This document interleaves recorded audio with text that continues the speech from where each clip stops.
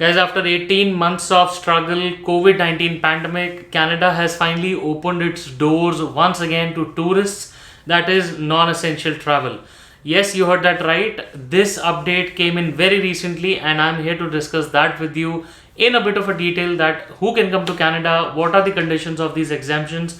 We will be discussing all of that today in this video. Please be tuned till the end.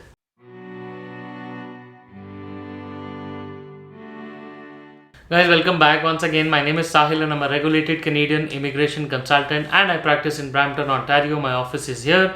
But if you have to reach out to me, my details are there on the screen and in the description box. I'll be more than happy to speak with you.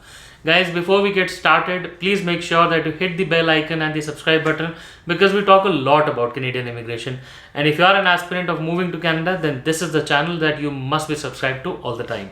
Now guys, September 7th, 2021 was the day when Canada finally reopened its borders to international travelers who were traveling for non-essential reasons, which essentially means visitors, people with visitor visas who could finally come to Canada starting yesterday in Canada, which was the 7th of September, is especially for those people who are, fully vaccinated. They can finally come to Canada, and even if they are traveling for a non-essential reason. So guys, there are certain restrictions, which I would rather say there are certain exemptions to this particular situation in order to meet the fully vaccinated criteria, which is one, you should be eligible to enter Canada, which now means that anybody can come. Secondly, you or the person who's traveling should not have any symptoms or signs of COVID-19 at all. The person should have received the full series of COVID-19 accepted vaccine by Canada, where there is a full list of what they are. We will just cover. Also, the person should have received the last dose at least 14 days prior to the date they enter Canada. Now guys, there's a little confusion that people generally have when they think of coming to Canada and those 14-day, the period of those 14 days. Just for clarity, that means if, for example, somebody has received the last shot on the 1st of January and the person can then finally travel starting the 16th of January. Okay, so first is the day when the shot was delivered.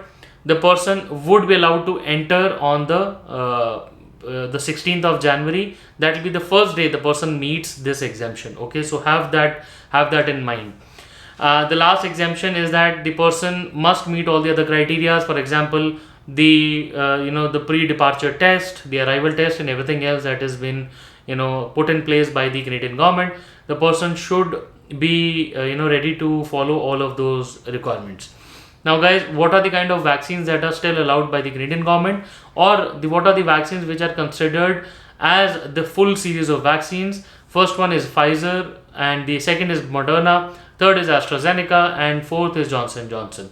Now the other vaccines which are not considered by Canada as of now are Bharat Biotech, the CanSino, the Sputnik 5, you have Sinopharm, you have Sinovac, and the Vector Institute, and the others. So apart from the four which I just told you before, which is Pfizer, Moderna, AstraZeneca, and Johnson & Johnson, apart from these four, none of the other vaccines are recognized.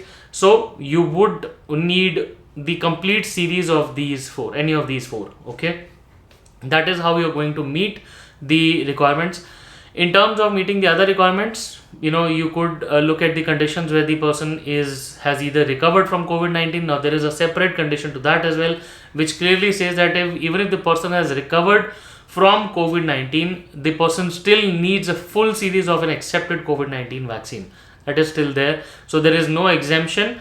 It says that even if a person has received partial dose, still the person does not meet the exemption. So in order to come to Canada, even if you've had a COVID-19 symptom or a case before, still meet the full vaccine requirement. Partial vaccination is not yet allowed. Okay, full vaccination only. So guys, these are the couple of conditions which are still in place. If you are looking to coming to Canada, you still can come to Canada. I believe the direct flights from India and Morocco are still on hold, so that we are expecting as the condition stabilizes, the Canadian government might allow direct flights from Canada anytime soon. Until then, the people from India and other countries are coming from an indirect route. Otherwise, if you're coming from any other country, you will find yourself on a direct route to Canada if the flight operators are still operating the flights. Apart from that, guys, it is a very good sign that Canada has finally opened doors to non-essential travelers, because a lot of this industry has suffered really bad. Say for example, this recent interview with the Travel Association of BC, the province of British Columbia, the gentleman said that prior to COVID, or rather prior to these 18 months of COVID-19 pandemic situation, the tourism industry in British Columbia was around $22 billion for 1 year in 2019.